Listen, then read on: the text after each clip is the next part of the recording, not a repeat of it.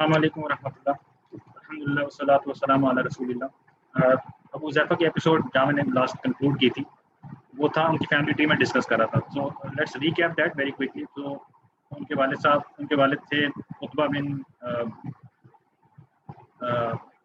عتبہ, ابھی مجھے نام پورا بھول رہا ہے ایک دم سے, اور بردر ان لا تھے ابو سفیان, اور فادر ان لا تھے سہیل ابن عمر. تو آپ دیکھیں کہ basically he was surrounded by this elites of the Quraysh. وہ بڑے ایکٹیولی ایجیٹیٹرس تھے اور اوپریسرس تھے پروفیٹ محمد صلی اللہ علیہ وسلم کے. ٹھیک ہے. سو اس کے باوجود یعنی وہ پیچھے نہیں ہٹے, اور he decided, in fact he and his wife Sahla, this couple decided to remain on Islam. ٹھیک ہے, and migrate to Habsha. ٹھیک ہے, جب نبی صلی اللہ علیہ وسلم نے بالکل شروع اسلام کے شروع میں حبشہ جانا پڑا ہجرت کے لیے, تو یہ تھے اس گروہ میں. ٹھیک ہے, کم لوگ گئے تھے, اور یہ مسلمان ہوئے تھے دار ارقم کے بھی شروع کے دنوں میں. ٹھیک ہے, تو فرسٹ بیچ میں کہیں ان کا شمار ہے. ٹھیک ہے, یعنی although he had the protection of his father, کیونکہ وہ رئیس تھے قریش کے اور اپنے بیٹے سے محبت کرتے تھے, ٹھیک ہے, ان کو بہت ریگارڈ کرتے تھے, but this thing did not hold ہم بیک فرام مائگریٹنگ. ٹھیک ہے, all because he could not handle that psychological pressure کہ وہ دین یعنی دین کا obviously اختلاف تھا, پھر تو اس کو ہینڈل نہیں کر سکتے. ٹھیک ہے, رشتہ داری اپنی جگہ ہے, باپ بیٹا ہونا اپنی جگہ, لیکن یہ اپنے منہ بولے بیٹے سالم کے ساتھ اپنی وائف کے ساتھ حبشہ کی طرف ہجرت کر چکے تھے.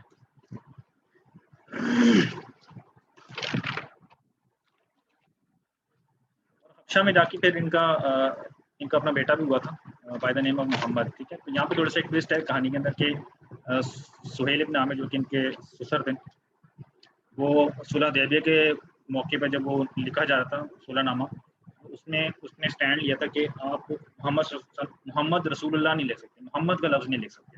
ٹھیک ہے, تو جبکہ اس کا اپنا ہوتا محمد نام کا تھا. پھر یعنی یہ تو تھی پہلی فکر. پھر ہوا یہ تھا کہ میری کوئکلی میں نے آئی تھنک پچھلی بھی کسی ایپیسوڈ میں بات بتائی تھی کہ اصل میں 3 ہجرتیں ہوئی تھیں. ایک گروہ پہلے حبشہ گیا تھا, تو کچھ ان کو نا افواہ یا سمجھنے غلط نیوز ان کو ملی کہ جی مکہ میں حالات بہتر ہو گئے, تو سب وہاں کے جتنے بھی حبشہ کے وہ جو چھوٹا سا گروہ مسلمانوں کا گیا تھا تو واپس آ گیا مکہ. And then they came to know کہ نہیں یہ تو غلط تھی چیز, and they went back again. جب سیکنڈ ٹائم لوگ گئے حبشہ کی طرف تو بڑا گروہ پھر مسلمانوں کا گیا تھا. اور پھر اگین ایز یو آل نو کہ مدینہ کی طرف باقاعدہ ایک ہجرت ہوئی جو کہ بہت گرینڈ سمجھی جاتی ہے اور فصیلت والی. And I want you to appreciate the fact here کہ اگر یہ مکہ میں رہتے نا حضرت ابو حذیفہ, تو he would have become one of the senior figures of all the Quraysh. ٹھیک ہے, within no time. Correct. اور سیکنڈلی یہ بھی دیکھیں کہ he was also the first one who broke this class. elites کے بچے تھے یہ اسلام میں داخل ہوئے, تو یہ he was the first to take this trend, right. ورنہ آپ دیکھیں نا اکرمہ بن ابو جہل اور خالد بن ولید اور عمر بن العاص, یہ سارے ایسے حضرات ہیں جو بلا شبہ صحابی ہیں. ٹھیک ہے, لیکن یہ فتح مکہ پہ یعنی اسلام کے تقریباً اگلے دور میں جا کے یہ مسلمان بننے تھے. کریکٹ. کیوں؟ کیونکہ دیکھیں دنیاوی سب کچھ پریولیج اور ایک سہولت اور everything that you can think of in this دنیا سب موجود تھا, لیکن اس کے باوجود ہی سو دیٹ حق ان اسلام. ٹھیک ہے, and he appreciated the fact. ٹھیک ہے, کیونکہ ان کو اسلام کا راستہ پرومسنگ لگا. ٹھیک ہے,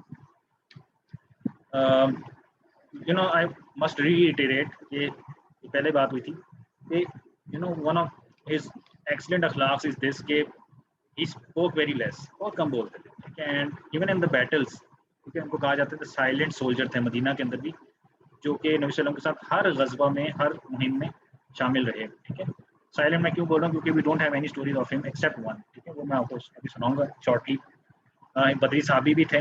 ٹھیک ہے, بلکہ بدر کے دن بڑا یونیک ایک سچویشن ان کے ساتھ پیش آ گیا کہ ایز یو مائٹ نو کہ لشکر آتے تھے آمنے سامنے, اور ان کے 3 بندے مسلمانوں کو اور ان کے 3 بندے ڈوو کہتے تھے. ٹھیک ہے, یہ ہوتا تھا پہلے. ٹھیک ہے, 1 on 1 یہ لڑتے تھے. تو مشرکین کی طرف سے جو 3 لوگ سامنے آئے تھے وہ عتبہ تھے. عتبہ تھا, ولید عتبہ ان کے والد حضرت ابو حذیفہ کے، ولید بھائی، اور شیبہ انکل، یہ 3 لوگ سامنے ہیں. اب آپ سوچیں کہ اور یہ پھر مارے جاتے ہیں، یہ تینوں مارے جاتے ہیں مسلمانوں کے ہاتھوں. اب سوچیں کہ کیا سائیکولوجیکلی افیکٹ ہوا ہوگا ابو حذیفہ میں، مینٹلی، ایموشنلی اور اسپرچولی اگین. ٹھیک ہے، یعنی دین کو کتنی ایک چیلنج فیل ہوا ہوگا.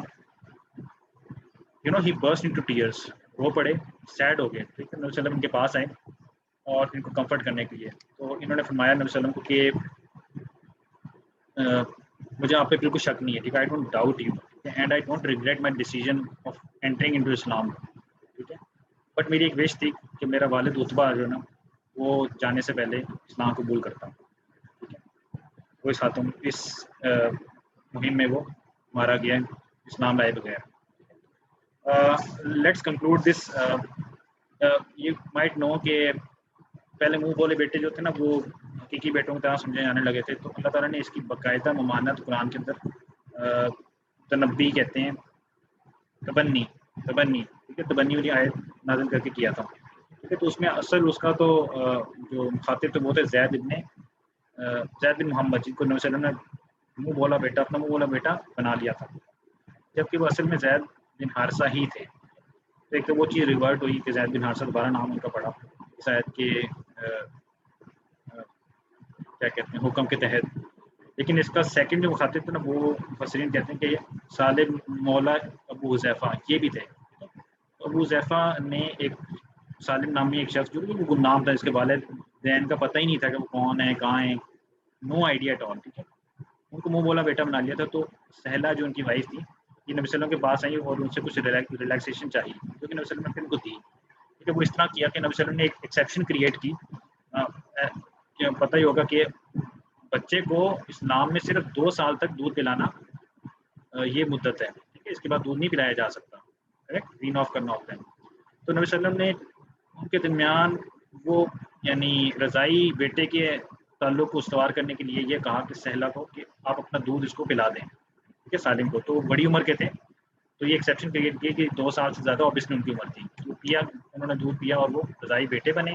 لہٰذا وہ ان کا آنا جانا گھر میں جس طرح پہلے تھا بیٹے کی طرح وہ برقرار رہا اور اب وہ باقاعدہ جو ہے نا بیٹا بن چکے تھے اور پردہ وغیرہ بھی ان سے اگین نہیں تھا. تو he enjoyed that closeness and being member of the family. پھر Abu Hudhayfa he continues to remain close to the prophet صلی اللہ علیہ وسلم. ٹھیک ہے، ٹل فتح مکہ کمس.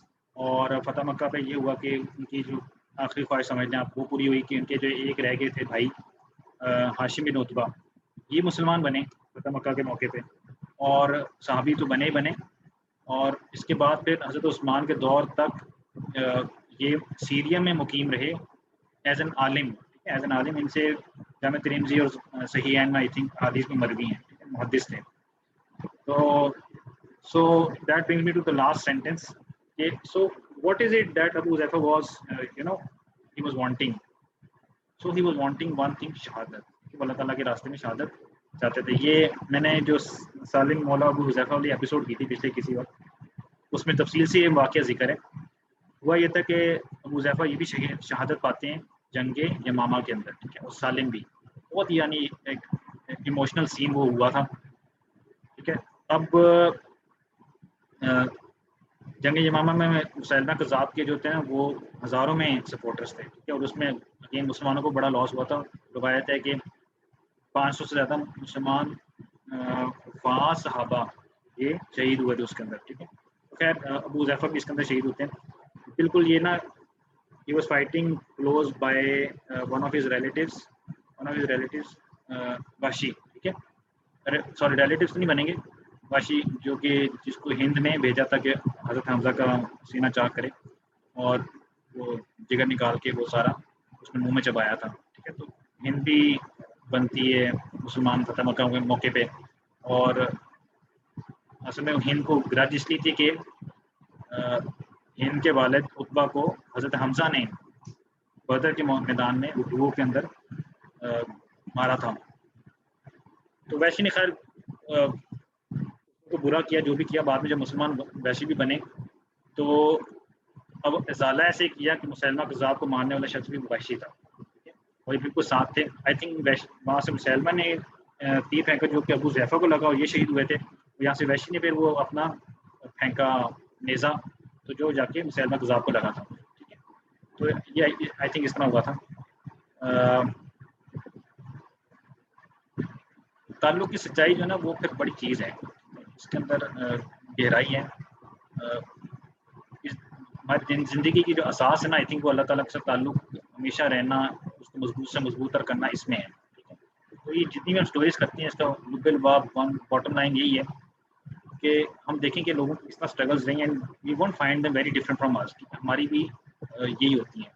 کیونکہ زمانہ اتنا مشکل ہوتا جا رہا ہے کہ دین پہ عمل پیرا رہنا، ہمیشہ رہنا، اسی جذبے سے رہنا ایک بڑی ایفرٹ ہے. ٹھیک ہے، اس لیے روایت میں آتا ہے نا کہ ایک زمانہ آئے گا کہ لوگ 10% دین پہ بھی عمل کر لیں تو بڑی بات ہوگی. ٹھیک ہے، جس طرح کا اس کا مفہوم ہے. آئی تھنک وہ زمانہ یہی ہے جس میں اور آپ رہ رہے ہیں. تو ایفرٹ کرنی چاہیے جس حد تک بھی دین پہ قائم رہ سکیں. اور فکری فساد جو کہ بہت زیادہ ہیں، اس سے بچنے کے لیے نا علم دین، علماء، ان سے جڑنا ضروری ہے. ٹھیک ہے، علم وہ چیز ہے جو آپ کو نا صحیح کچھ صحیح انفارمیشن، صحیح فلیور، ایک آپ بیسس دیتی ہے اسٹرانگ، جس کے ساتھ آپ اپنے آپ کو ایمانی لحاظ سے ڈگمگانے سے بچا سکتی ہے. With that I end, take care, اللہ حافظ، السلام علیکم.